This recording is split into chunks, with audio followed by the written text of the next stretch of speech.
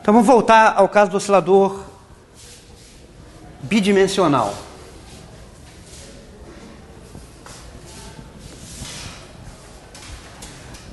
Relembrando, a hamiltoniana é esta aqui.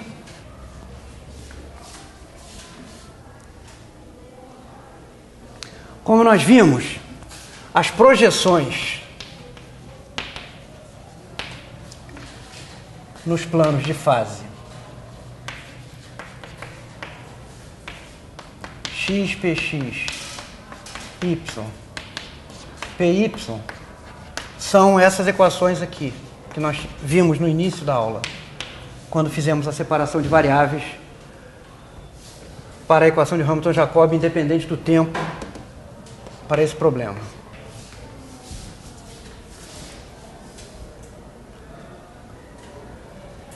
Onde H é a soma de αx mais αy, tá?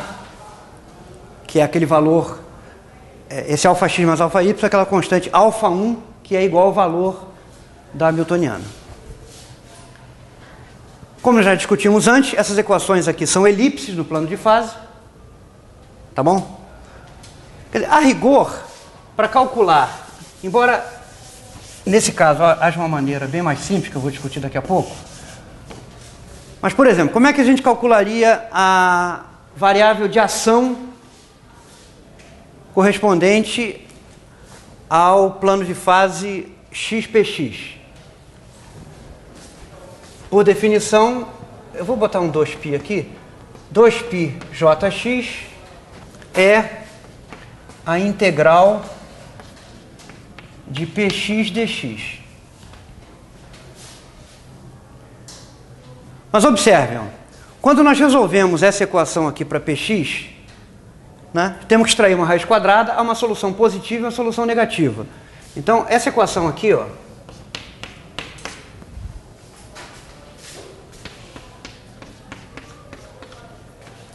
tem, eu vou chamar de mais ou menos, conforme a escolha do sinal, multiplica por 2m, dá 2m αx menos mkx(x2). A curva representada por essa equação no plano de fase xpx é uma elipse.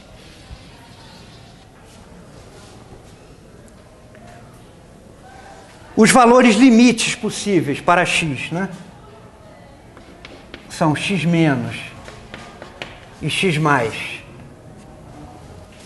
que são os valores de x que anulam o que está sob o sinal de raiz quadrada, né? Aqui px é zero e aqui px é zero. Então, x mais ou menos é mais ou menos,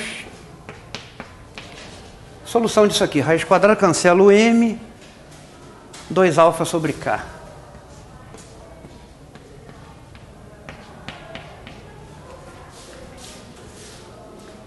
Ok?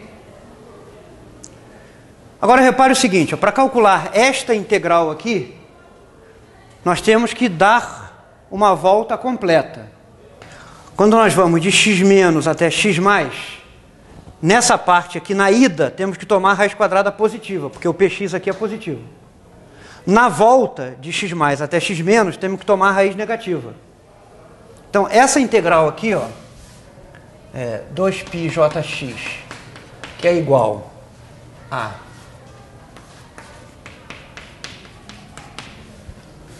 integral de px dx, teria que ser escrita assim, ó, integral de x menos até x mais, com a solução positiva,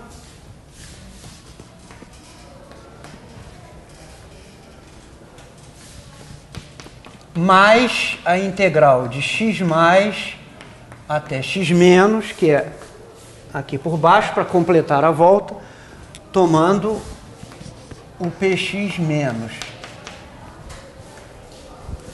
Mas observe que isso aqui é a mesma coisa.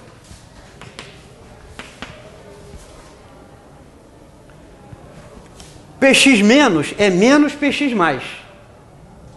E se nós trocarmos a ordem dos limites de integração, voltamos à ordem do primeiro termo. Então isso aqui é 2 vezes integral de x menos até x mais de px mais dx. O que apenas está nos dizendo o que geometricamente é óbvio, né?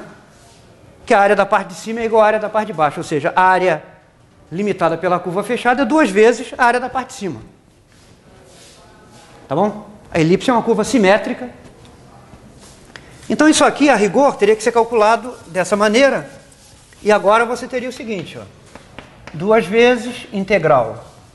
Eu não vou escrever explicitamente x menos até x mais. Esse px mais é essa raiz quadrada aqui.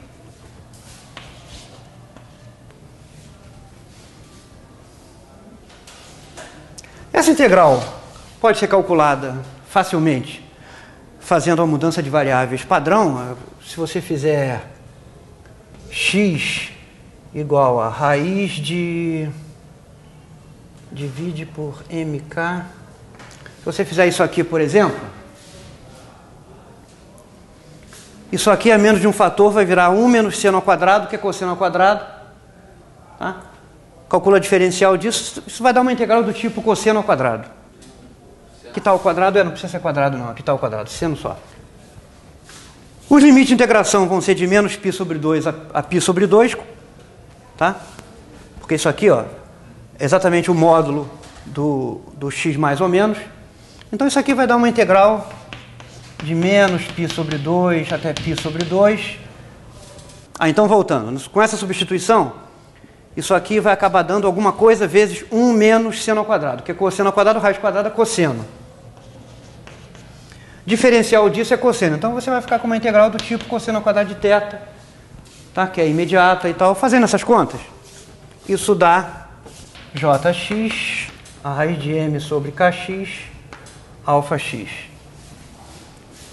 Agora, isto aqui é o procedimento geral para calcular uma variável de ação. Agora, neste nosso caso específico, né, nós não precisaríamos fazer nenhum desses cálculos aí, porque como a curva, a projeção do movimento nesse plano é uma elipse, se nós dividirmos essa equação por αx para pôr na forma padrão de uma elipse, né, essa equação aqui, ó,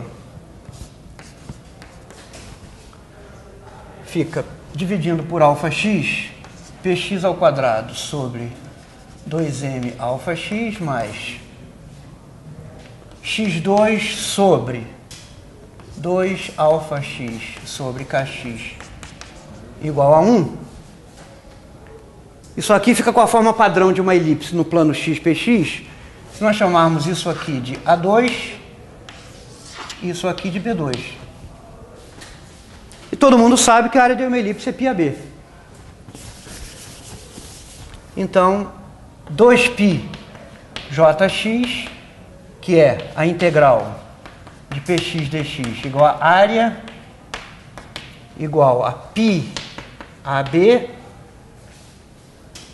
portanto, π a é raiz de 2m alfa,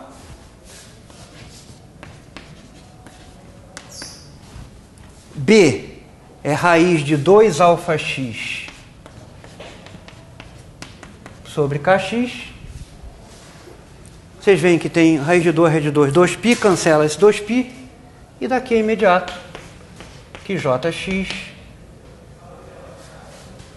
vai dar αx multiplicado por esse fator, que é m sobre kx, que não, como não podia deixar de ser, é esse resultado aqui, né? Agora, nós só podemos fazer esse cálculo dessa maneira tão simples, porque esta curva é uma elipse, que é uma curva cuja área já é conhecida. Mas, em geral, num problema genérico, nós temos que calcular a integral por algum procedimento desse gênero aqui. Tá? Obviamente, de modo análogo, JY é só trocar x por y aqui. JY é igual a raiz de m sobre ky vezes alfa y. Portanto, qual é a expressão da hamiltoniana em termos das variáveis de ação? A hamiltoniana H em termos... Olha, o H é igual àquela constante de separação α1 da equação de Hamilton-Jacob. Mas α1 é a soma de αx com αy. Então, H é a soma de αx com αy, mas por aqui, ó, os alfas são funções dos j's, então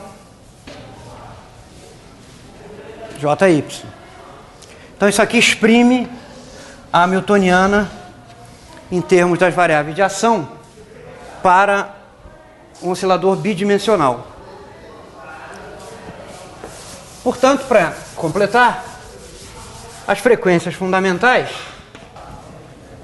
são as derivadas da hamiltoniana em relação às variáveis de ação.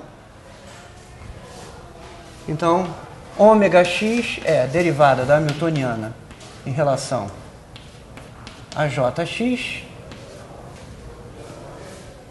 que, portanto, é raiz de kx sobre m.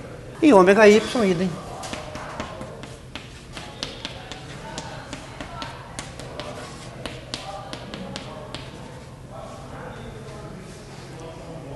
Que são os resultados que nós já sabemos, né?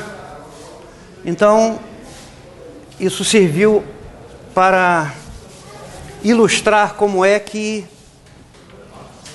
de modo geral, são calculadas essas variáveis de ação, como é que se faz para expressar a hamiltoniana em termos das variáveis de ação, e tendo isso, as frequências fundamentais são imediatamente determinadas pelas derivadas da hamiltoniana em relação às variáveis de ação. Tá? Como eu disse,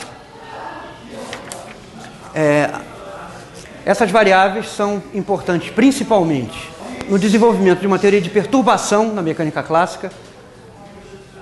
A teoria de perturbação consiste no seguinte: nós temos um problema que nós não sabemos resolver, mas esse problema pode ser ligeiramente diferente de um problema que nós sabemos resolver exatamente. Tá? Então nós tentamos expressar a solução do problema mais complicado em termos das soluções conhecidas do problema mais simples, usando aproximações sucessivas, e isso, assim, de uma maneira muito genérica, é o que se chama de teoria de perturbação. É fazer aproximações sucessivas na resolução de um problema mais complicado, mas que não, ou pelo menos acredita-se que não difere muito de um problema mais simples que nós sabemos resolver. Então, essas variáveis são muito importantes. Essas variáveis foram introduzidas originalmente na astronomia, onde sistemas multiperiódicos são o caso mais frequente, né?